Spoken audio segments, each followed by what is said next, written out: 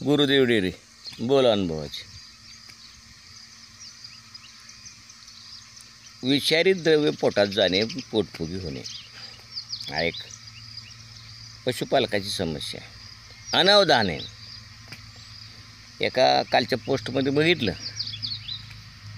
ज्वारीच्या कापलेल्या फुटव्यापासून विषारी द्रव्य तयार होतं.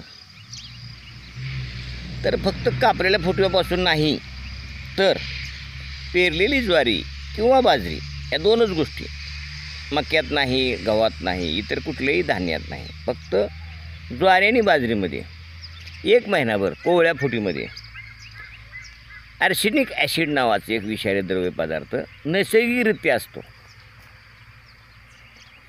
ती कोवळी ज्वारी किंवा बाजरी जनावरांनी खाल्ल्यास पोट फुगतं आणि वेळेवर उपचार न झाल्यास गाय दगावते. ते विषारी असतं, पोटात गेले की पोट फुगतं, तर त्याला उपचार पण आहेत.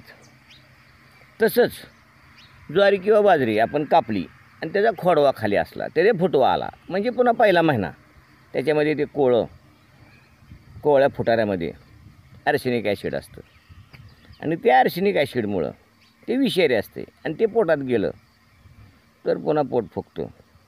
वेळेवर उपचार न झाल्यास जनावर दगावतं.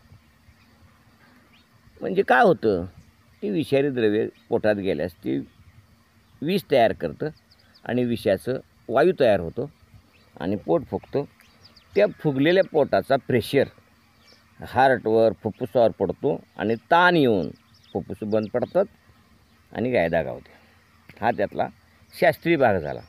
याला उपचार आहे, सोपा आहे. मूळ तर याला एकच मोठा उपचार आहे, मुक्त संचार गोठा. जनावरं चरायला सोडणेच नाही, त्याच्यामुळे हा प्रश्न खाण्याचा येतच नाही. आणि आपण काही 1 महिन्याचं कोवळं आणून टाकत नाही कापून, म्हणजे इतर वनस्पतीसुद्धा विषारी त्यांच्या पोटात जात नाही. ह्याला एकच मोठा उपचार. 4 गाय असू द्या, 6 गाय असू द्या, 10 गाय असू द्या, गाय चरायला सोडायची नाही. मुक्त संचार. 2 वेळा वैरण खाऊ घालायची, 2 वेळा भुसा पेंड खाऊ घालायची आणि द्यायची मोकळी सोडून. मस्तपैकी पाणी पितील, खातील, रवण करतील, बसतील.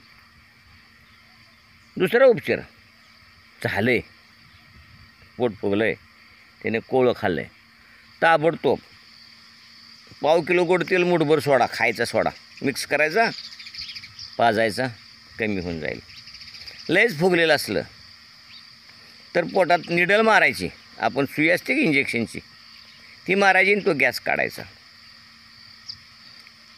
अजून एक उपचार आहे, गोड तेलामध्ये टर्पेंटाईन तेल बाजारात आपल्या मेडिकलमध्ये मिळतं, ते 10 मिली टाकायचं आणि 250 मिली गोड तेल ते पाजलं, कमी होऊन जातं. आणि मग रवण चांगला चालवण्यासाठी रुमेन चांगलं चालवण्यासाठी रुमिकेअर नावाची एक पावडर आहे, ती पाजायची. गाय जागेवर येते, काय होत नाही, पण वेळेवर. टाळता कसं येईल हे सांगितलं, झाल्यास उपचार कसा होईल हे सांगितलं. पण गाई ज्वारी आणि बाजरीमध्ये हे आर्सेनिक ॲसिड असते, अशी सगळ्यांनी काळजी घ्यावी आणि आपलं पशुधन वाचवावं असं आवाहन करतो. आणि भेटूया पुढच्या भागामध्ये.